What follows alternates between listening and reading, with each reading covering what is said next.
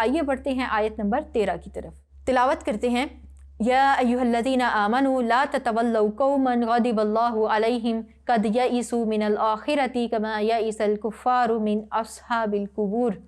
लफ्ज़ी तर्जुमा देखते हैं, या अय्युहा ए लोगो, अल्लज़ीना जो, आमनू ईमान लाए हो, ला मत, ततवल्लौ दोस्ती करो, कौमन उस कौम से कि गदिबा गुस्सा हुआ, अल्लाहु अल्लाह, अलैहिम उन पर, कद तहकीक, यइसू मायूस हो गए, मिन से अल आखिरती आखरत, कमा जैसे कि यइसा ना उम्मीद हो गए, अल कुफ़ारू काफिर, मिन से अस्हाबी अस्हाब, अल कुबूरी कबर।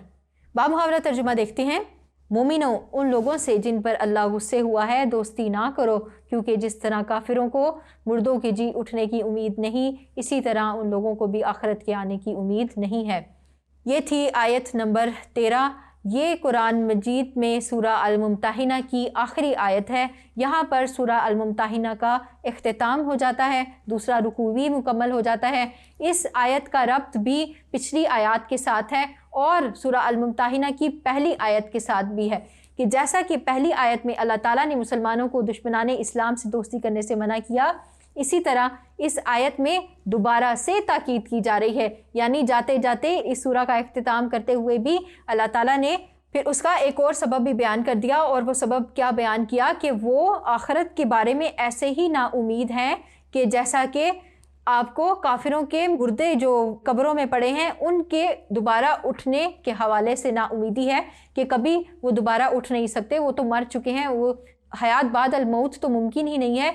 तो काफिर जैसे उस बात पर ईमान रखते हैं वैसे ही उनको आखिरत के आने का यकीन है कि आखिरत तो नहीं आनी, इसीलिए तो वो इस तरह के अमाल कर रहे हैं, क्योंकि आखिरत में जवाबदेही का एहसास एक बहुत ही अहम नुक्ता है। जब किसी को आखिरत में जवाबदेही का एहसास होता है तो वो अच्छे अमाल करता है, वो बुरे अमाल से बाज रहता है। वो हर अमल करने से पहले ये सोच लेता है कि कल को मैंने जाके इसकी जवाबदेही करनी है, मैं आज मरूंगा तो कल को मुझे दोबारा उठना भी है।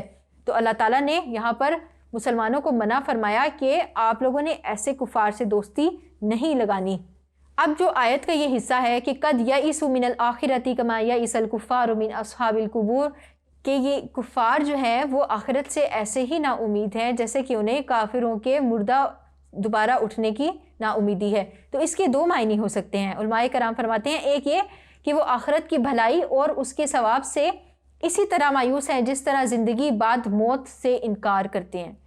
जैसा कि उनके अजीज़ रिश्तेदार जो मर गए हैं तो वो गुमान ही नहीं करते कि ये कभी दोबारा उठेंगे। और इसका दूसरा मायने ये हो सकता है कि वो आखिरत की रहमत और शफ़क़त से इसी तरह मायूस हैं जिस तरह कब्रों में पड़े हुए काफिर मायूस हैं कि वो अपनी अजाब को देख चुके हैं, इसलिए वो मायूस हो चुके हैं कि आखिरत में उनके साथ कोई अच्छा अमल पेश आ सकता है। और फिर यहाँ पर जो कुफ़ार का सीगा इस्तेमाल किया गया, तो यहाँ कुफ़ार से मुराद क्या सिर्फ काफिर हैं? नहीं, उलमाए कराम कहते हैं यहाँ कुफ़ार से मुराद यहूद भी हैं, नसारा भी हैं और मुनाफिकीन और मुशरिकीन और कुफ़ार तमाम लोग दाखिल हैं जो कि आखिरत की तैयारी नहीं करते और आखिरत की जवाबदेही के एहसास से आरी हैं। ये था रुकू नंबर 2। इसकी आयात की तशरीह व तौज़ीह आपके सामने पेश की। उम्मीद करती हूँ आपको समझ आई होगी। अगले सबक के साथ आपके सामने फिर हाजिर होंगी। तब तक के लिए tutorial.pk से अपनी इस्लामियात इंस्ट्रक्टर या निसार को इजाज़त दीजिए। अस्सलाम वालेकुम व रहमतुल्लाह।